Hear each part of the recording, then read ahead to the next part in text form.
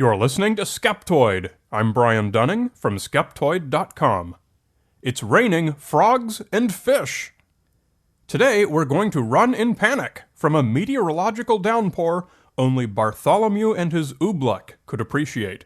Storms of frogs and fish falling from the sky. For at least 200 years, newspapers and books have published accounts of people being pelted by huge numbers of frogs and fish coming down during rainstorms, or even sometimes out of a clear blue sky. In 1901, a rainstorm in Minneapolis, Minnesota produced frogs to a depth of several inches, so that travel was said to be impossible. Fish famously fell from the sky in Singapore in 1861, and again over a century later in Ipswich, Australia in 1989. Residents in southern Greece awoke one morning in 1981 to find that a shower of frogs had blanketed their village. Golfers in Bournemouth, England found herring all over their course after a light shower in 1948. In 1901, a huge rainstorm doused Tiller's Ferry, South Carolina, and covered it with catfish as well as water, to the point that fish were found swimming between the rows of a cotton field. In 1953, Leicester, Massachusetts was hit with a downpour of frogs and toads of all sorts, even choking the rain gutters on the roofs of houses. The stories go on and on. More frogs in Missouri in 1873, and Sheffield, England in 1995, and more fish in Alabama in 1956. How could such things happen?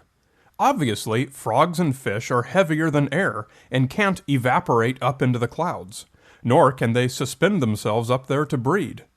Almost every printed version of these tales offers a single explanation, that a waterspout somewhere sucks the animals out of some water and lifts them up into the clouds, from where they later fall back to land. This explanation is so ubiquitous that even the Encyclopedia Britannica suggests it as the only offered hypothesis. I've always had problems with the waterspout story, and the more you look into it, the poorer an explanation it turns out to be. Waterspouts come in two varieties, just like tornadoes on land. The first and most common is a non-tornadic waterspout, which is a local fair weather phenomenon akin to a dust devil you might see over farmland. They have little or no effect on the surface of the water. The second, much rarer type, is the full-blown Supercell tornadic waterspout. The decreased air pressure inside a tornadic waterspout can actually raise the water level by as much as half a meter, but water itself is not sucked up inside. The visible column of a waterspout is made up of condensation and is transparent. The high winds will kick up a lot of spray from wavelets on the surface, but if you look at pictures of waterspouts, you'll see that this spray is thrown outward, not sucked up inward. Just below the surface of the water, things are undisturbed. Waterspouts simply do not have any mechanism by which they might reach down into the water, collect objects, and then transport them upward into the sky. If you've watched video of destructive tornadoes on land, you've seen this same effect.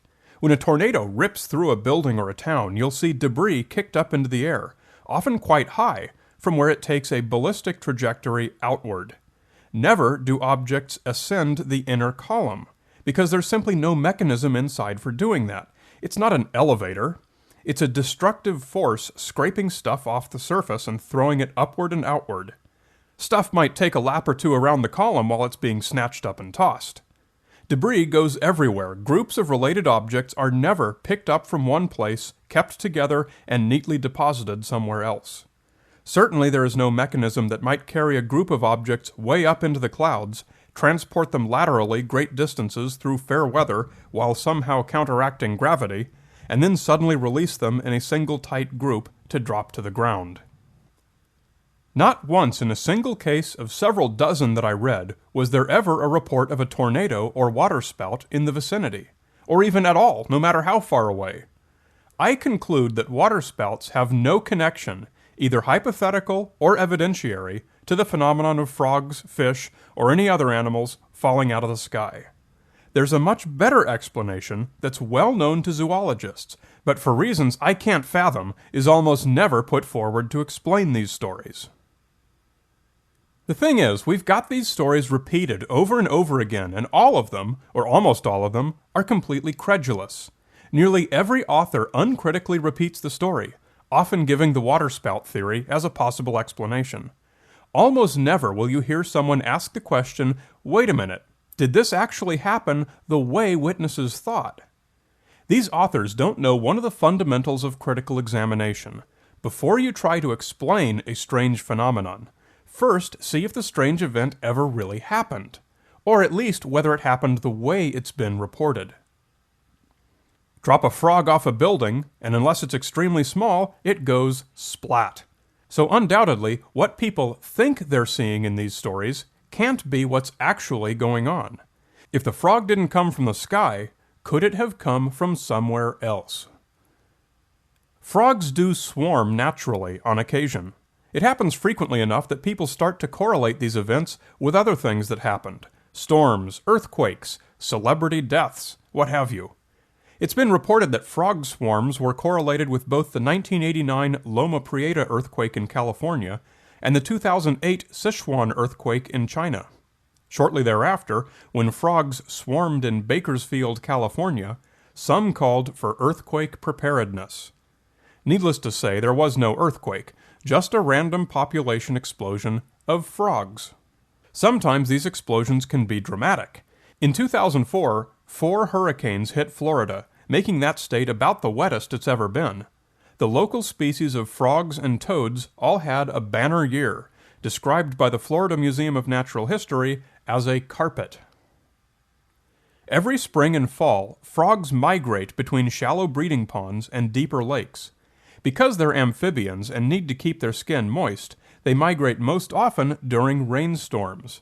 In many cases, the day with the right conditions will come, and the whole frog population will move cross-country en masse, across roads, across property, wherever it needs to go.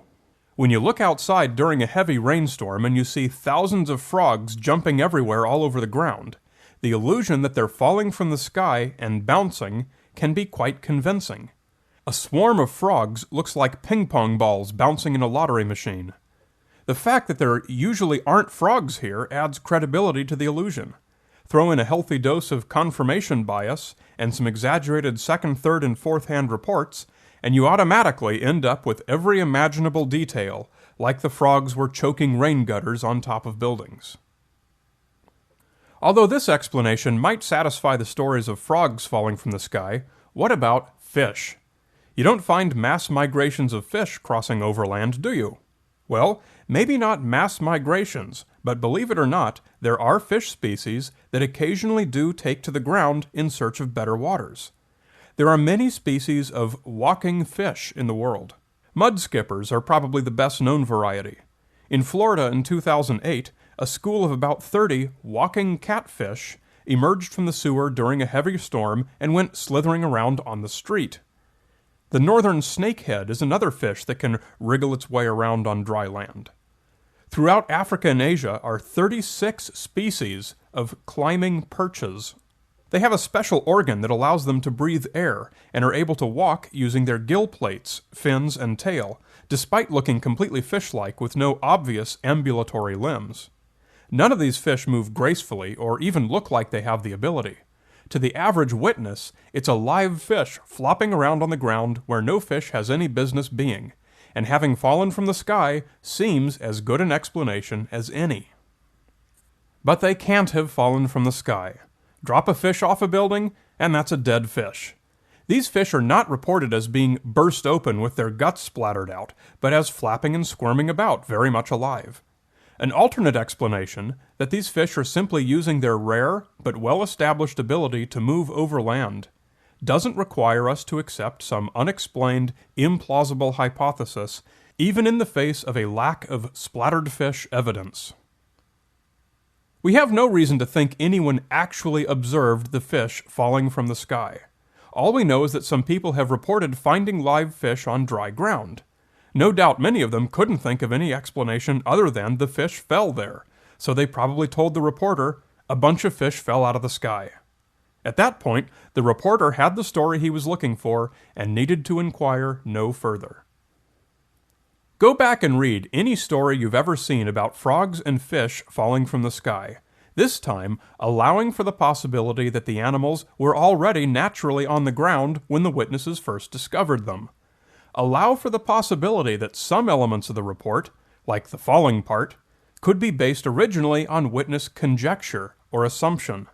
What you'll find is that a tale so perplexing that the only possible explanation seemed to be a paranormal event has now become a very cool example of rare animal behavior that most people don't even know about.